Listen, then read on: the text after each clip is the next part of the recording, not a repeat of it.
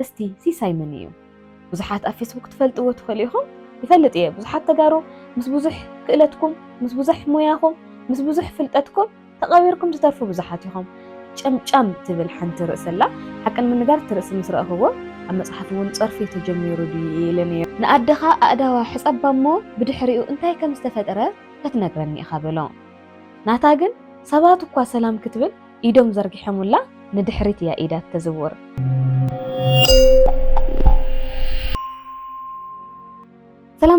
ሰላም ንዓኹም ይኹን ዝተኸበርኩም ተኸታተልቲ ዲናና ሚድያ ዋዕኖ ዲናና ሚድያ ብሰላም መጻእኹም ለምዓንቲ ፍሉይ መደብ ሒዘልኩም መጽእ ኣለኹ ሳብስክራይብ እና ላይክ ብምግባር ጀምርዎ ምክንያቱ ከም ዘይትጉድእሉ ከም ዝጠቕመኩም እየ ዝኣምንና ስለዚ ሰብስክራይብ ክትገብሩ የውሃም ትፈልጥዎ ሓድሽ ስለ ዝኾነ ቻናለይ ትማሊ ኣብ ናይ ሓደ መሓዛይ መጽሓፍ መረቓ ተረኺበ ነይረ ድንገት እዩ ግን ድማ ብጣዕሚ ደስ ዝበለኒ ፕሮግራም እዩ ነይሩ ሓቅን ምንጋር ጋዜጠኛ መብዛሕትኩም ከዓ ፌስቡክ ትፈልጥዎ ትኽእሉ ኢኹም ሲሳይ በሪሁ ትማሊ ሓንቲ መጽሓፍ ነተጋሩ ትግርኛ መንበብቲ ኣበርኪቱና ኣሎ ከምቲ ትርእይዎ ዘለኹም ኣሃዱ ይብል እኩብ ዛንታታት እዩ ኣሃዱ ብግእዚ ጀሚርዎ ዘሎ ካልኣይ ሳልሳይ እውን ኣሎ ማለት እዩ ታይት ካልኣይ ሳልሳይ ንፈልጥን ኣሃዱ ብዝብል ሓድሽ መጽሓፍ ሂብና ኣሎ ከምቲ ዘልኩም ትማሊ ተረኺበ ነይረና ደስ ዝብል ፕሮግራም ነይሩ ተወሰና ብጣዕሚ ውሕዳት ኢና ነርና ክኸውን ኣይግብኦን ኢለይ ሓስብ ብዙሓት ተጋሩ ኣብ ዘለናሉ ቦታ መጽሓፍ ምረቓ ገለ ክህሉ ከሎ እርሰ በርስና ክንሓብር ካብ ዘለና ካብ ዝብል ውሕድ ሰብ እዩ ነይሩ ግን ድማ ውሕዳትን ደስ በሃልቲ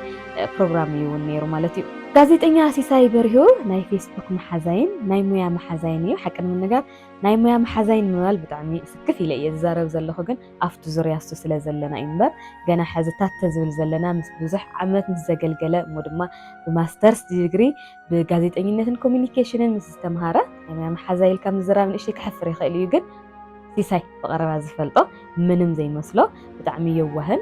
ሃምብል ዝኾነ ሰብ ስለ ዝኾነ ግን ንዕኡ የደፊረ ዝናገረኩም ዘለኹ ከምቲ ዝበልኩኹም ትማሊ ኣብ መጽሓፍ ምረቓ ተረኺበ ነይረ ብጣዕሚ ደስ በሃሊ እዩ ዝገርመኩም ኣብቲ ፕሮግራም ተረኺበ ዝተወሰና ፕሮግራማት እየ ተኸታቲለ ምባል ይከኣል ምክንያቱ ሰለስተ ምዕራፍ እየ ወዲኤ መፅአ ንውሕንውሕ ዝበለ እዩ ግን እኩብ ዛንታታት እውን ስለ ዝኾነ ኣይቸገረንንና ሰለስተ እየ ወዲእና ካፍተን ሰለስተ ግን ሓንቲ ልበይ ዝሓዘትንን ንእሽተይ ድማ ኢሞሽናል ጌራትን ዝነበረት ጨምጫም ትብል ሓንቲ ርእስ ኣላ ሓቅን ምንጋር ትርእሲ ምስ ረእኽዎ ኣብ መጽሓፍ እውን ፀርፊ ተጀሚሩ ኢለ ነይረ ምክንያቱ ጨምጫም ፀርፊ እዩ ብዓድናና ናብ ውሽጢ ምስኣትኹ ግን ብጣዕሚ ኢሞሽናል ኮይነ ነይረ ኣዴታትና ንሓደ መዓልቲ ንሓደ ሰሙን ወላ ተፈሊና እየን ይናፍቓና እየንና ንሓፂር ግዜ ወላ ካብኣ ተፈልየ ዝሰምዐኒ ነገር ነይሩና ከፍ ኢለ እየ ወዲኡ እዮ ጨምጫም ዝብል ድሓረ ከም በወልኩም እየ ብትረኻ መልክዕ ናባኹም ከቕርቦ እየ ኩሉ ባዕልኹም ተንብዎ ኢኹም ግን ንእሽተይ ኣነ ክጅምረልኩም እየ ቅድሚ ኣሃዱ ዝብል እኩብ ዛንታታት መጽሓፍ ቅድሚ ምውጋዕና እስቲ ሲሳይ መን እዩ ብዙሓት ኣብ ፌስቡክ ትፈልጥዎ ትኽእሉ ኢኹም ልሙዓንቲ ስለ ሲሳይ ክንፋለጦ ጋዜጠኛ ሲሳይ በሪሁ ንልዕሊ 14 ዓመታት ኣብ ሚድያ ከምኡ ድማ ብጋዜጠኝነት ዝሰርሐ ምኩር ጋዜጠኛ እዩ ጋዜጠኛ ሲሳይ ብጋዜጠኝነት ኮሚኒኬሽንን ካብ ዩኒቨርሲቲ ኣዲስ ኣበባ ብማስተርስ ዲግሪ ዝተመረቐ እውን እዩ ኣብ ኮርፖሬሽን ብሮድካስቲንግ ኢትዮጵያ ኢቲቪ ኣብ ክፍሊ ፕሮግራም ሬድዮን ቴሌቪዥንን ካብ ጀማሪ ሪፖርተርነት ክሳብ ላዕለዋይ ኣርታኢ ደረጃ ሰሪሑ እዩ ብቋንቋ ትግርኛን ኣማርኛን እውን ኣብ ክፍሊ ዜና ክፍሊ ተሃድሶን ሰሪሑ እዩ ብዙሓት ዶክመንተሪታት ኣሰናዲኡ ብኣርታኢነት ድማ ኣስርሒ እዩ ጋዜጠኛ ሲሳይ ኣብ ዝተፈላለዩ መጽሔታት ኣብ ዝተፈላለዩ ዛዕባታት ብዙሓት ኣርቲክላት ጽሑፍ ኣሕቲሙ እዩ ኣብ ብዙሓት መጽሓፍቲ ብኣርትኦትን ትርጉምን እውን ተሳቲፉ እዩ ብውልቁ መጽሓፍ ጽሒፍ እኳ እንተነበረ በቲ ኣብ ትግራይ ዘጋጠመ ኩናት ምክንያት ከይሕተሞ ጸኒሑ እዩ እንሆ ሕዚ ግና ብርሃን ሕትመት ሪኣ ናብ መንበብቲ በቂዓላ ብሓፈሻ ኣብ ስነ ጽሑፍ ትግርኛ ናይ ባዕሉ ዝኾነ ኣበርክቶ እናሃበ ዝመፀ ጋዜጠኛ እዩ ማለት እዩ ብመዳይ ስነ ልቦና ድማ ኣብ ማሕበራዊ ሚድያ ብዝጽሕፎም ጽሑፋትን ኣብ ዝተፈላለየ ሚድያታትን ብምቕራብ ግንዛበ እናሃበ ይርከብ ኣብ ከይዲ ድማ ኣብ ዙርያ ስነ ልቦና መጽሓፍ ንምሕታም ትልሚ ከም ዘለዎ እውን ገሊጽና ኣሎ ስለዚ ሕጽር ብዝበለ ብዛዕባ ጋዜጠኛ ሲሳይ ክትፈልጡ ትደልዩ ሕጽር ኢላ እያ እዚ ይመስል ግን ድማ ብሰፊሑ ክንዋግዕ ተደሊና ን14 ዓመታት ኣብ ሞያ ጋዜጠኝነት ዝጸንሐ ከምኡ ድማ ናይ ስነ ልቦና እውን ምሁር እዩና እዚታት ኩሉ ሓዊስካ ብዙሕ ታሪክ ክወፀሉ ዝኽእል ዓይነት ሰብ ምዃኑ ይፈልጥ እየ ግን ፕሮግራም ሕጽር ክብል ስለ ዘለዎ ግን ጋዜጠኛ ሲሳይ እዚ ድማ ደራሲ ከምኡውን በዓል ሞያ ስነ ልቦና እዚ ይመስል ማለት እዩ ማሊ ኣብ ዝነበረ ፕሮግራም ብዙሓት ጋያሹ ተረኺቦም እዮም ካብኣቶም ማእኸል ድማ ጋዜጠኛን ደራስን ጸሓፊ ታሪኽን ግርማይ ገብረ ጻድቕ እውን ተረኺቡ እዩ ነይሩ ጋዜጠኛን ደራስን ከምኡውን ጸሓፊ ታሪኽ ዝኾነ ግርማይ ገብረ ጻድቕ ኣብ ጸሓፎም መጽሓፍቲ ቀዳማይ የሰሜን አጥር አሰፋ ባህታ አፍሪካዊ ኬ ጎቬራ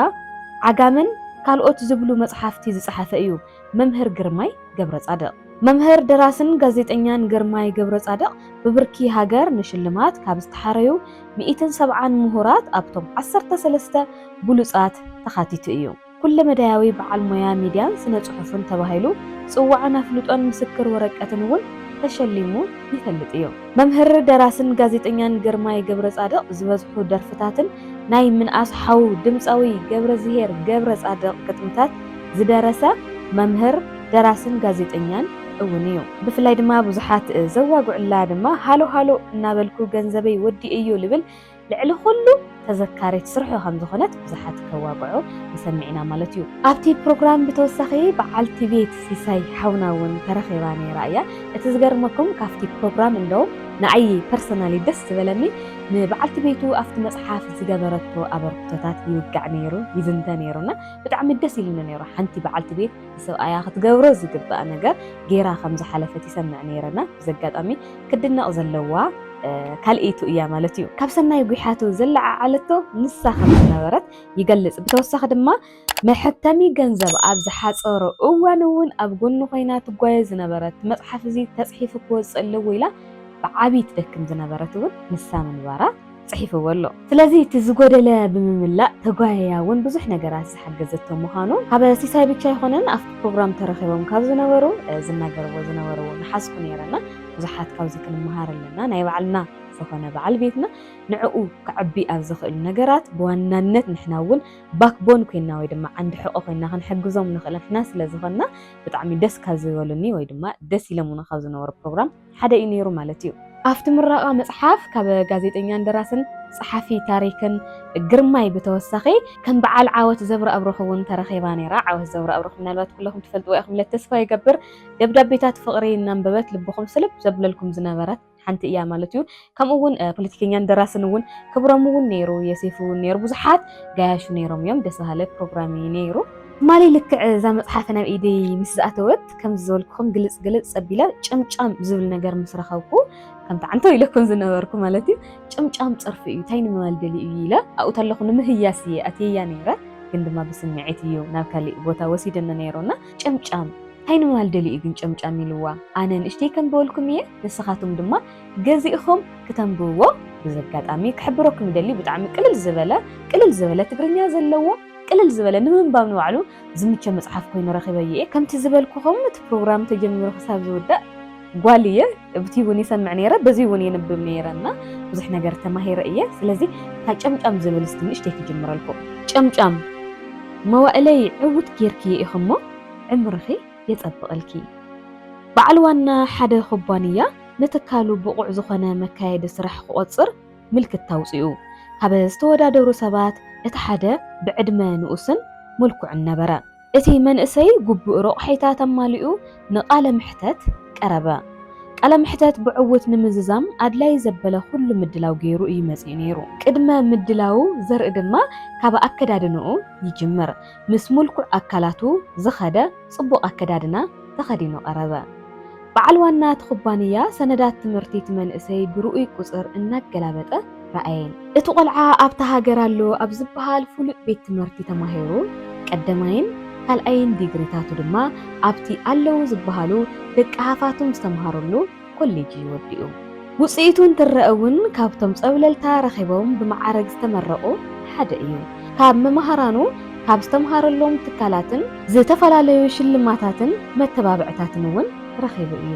እዚ ወዲ ኩሉ ነገሩ እንትረአ ወዲ ኩሉ ዝመልኣሎም ሃፋትም እዩ ዝመስል ወናኒ እቲ ኩባንያ ኩሉ ሰነዳት እቲ መንእሰይ ኣገላቢጡ ምስ ረኣየ ሕቶታት ክሓቶ ጀመረ እቲ ሃፍታም ወናኒ ኩባንያ እዚ ኩሉ ከፍሊት ከፊሉ ዘምሃረካ ኣቦኻ እንታይ እዩ ዝሰርሕ ብዝብል ሕቶ እዩ ወግዑ ዝጀመረ ንሱ ድማ ኣቦይ ኣይኮነን ከፊሉለይ ኣቦይ ገና ህፃን ከለኹ እዩ ብሂወት ሲእነዮ ብምባል ملسلو أي يقرتا مودآ سكولارشيب رخيبكا ديخا تماهيركا ካልእ ሕቶ ወሰኸሉ ከምዚ ዝብል ዘሎ እቲ ንትምህርቲ ዝተኸፈለ ወፃኢታት ብጣዕሚ ብዙሕ ስለ ዝነበረ እዩ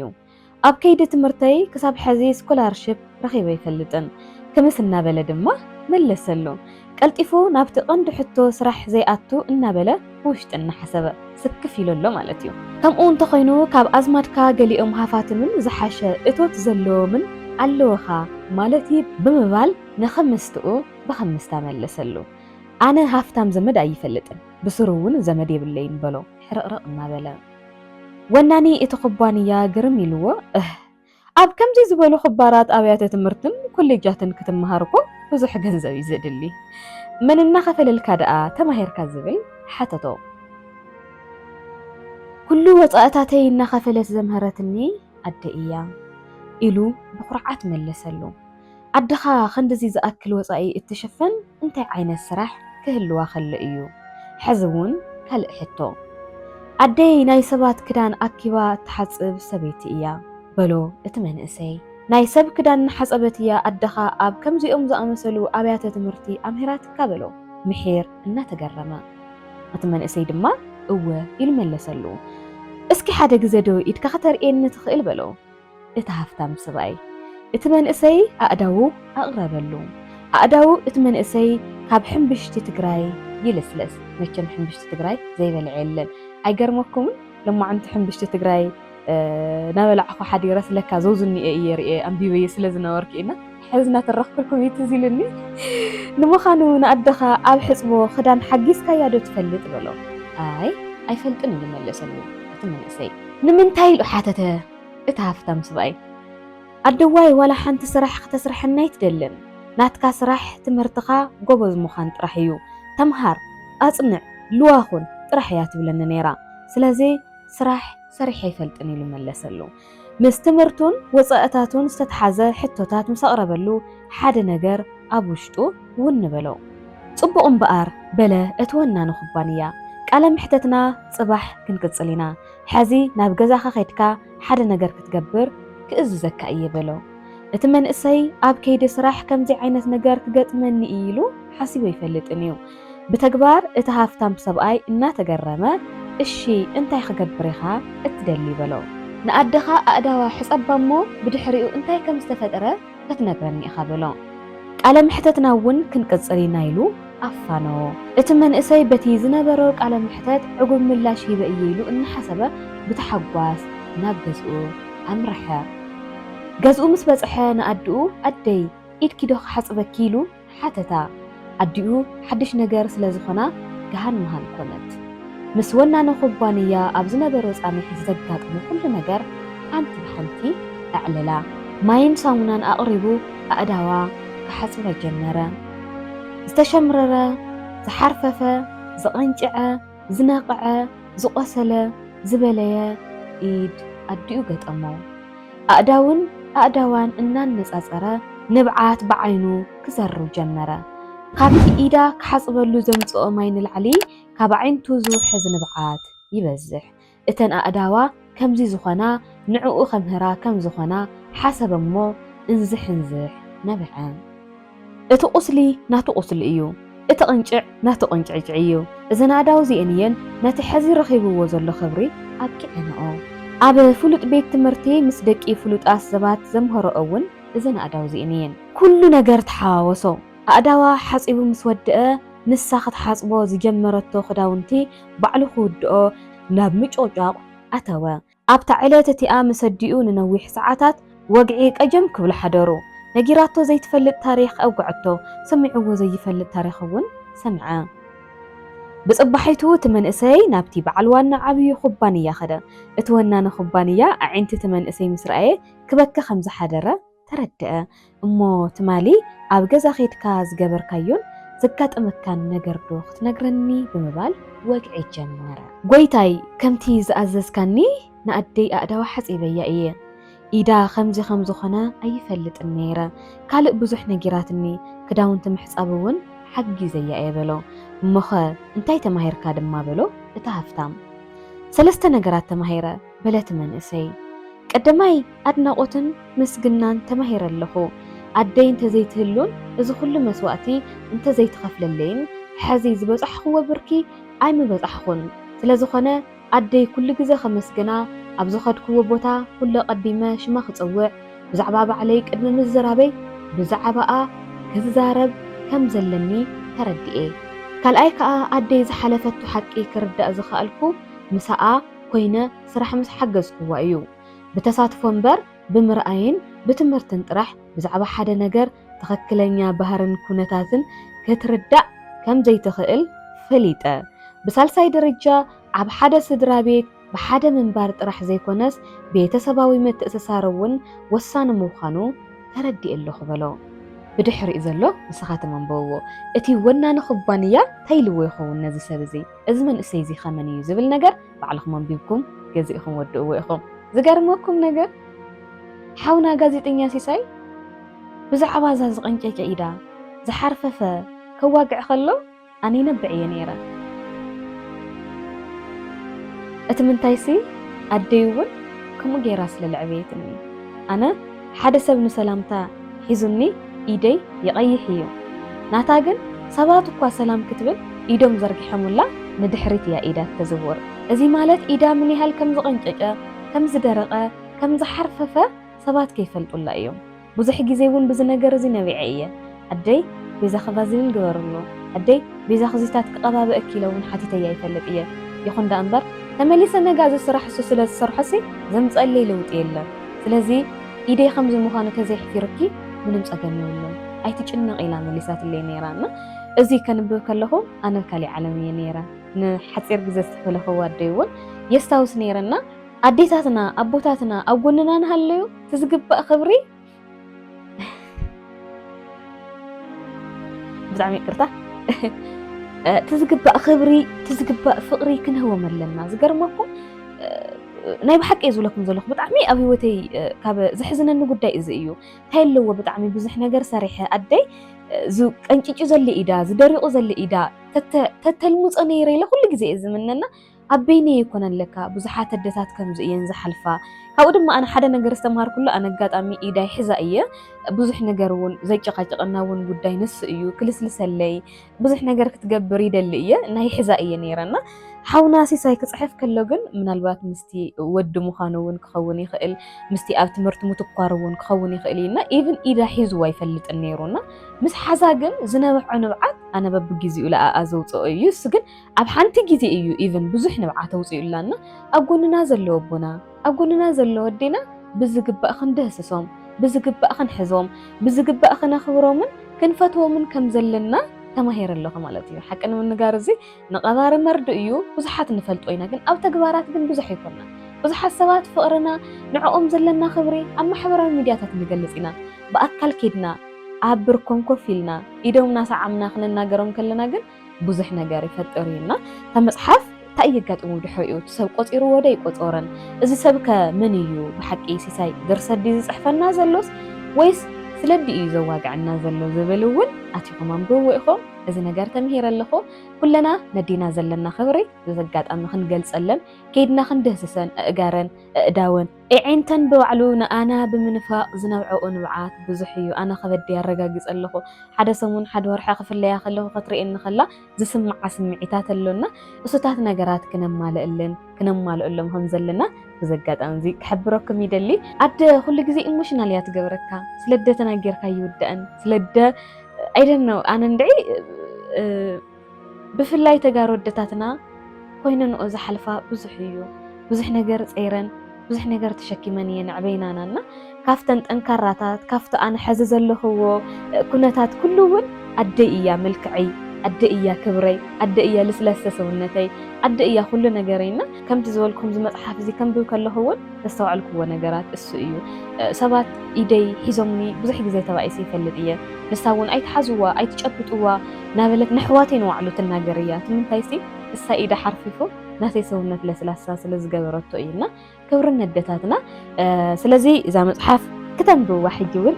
ብኸብሪ ዕድመኩም ደስ በሃሊት እያ እውነት ኣነ ኳስ ኢሞሽናል ጌራት ንመላና ኣንብብዋ ኢኹም ቅልል ዝበለ ዝገርመኩም ከዓ ንምንባብ እዩ ችግር ቅልል ዝበለ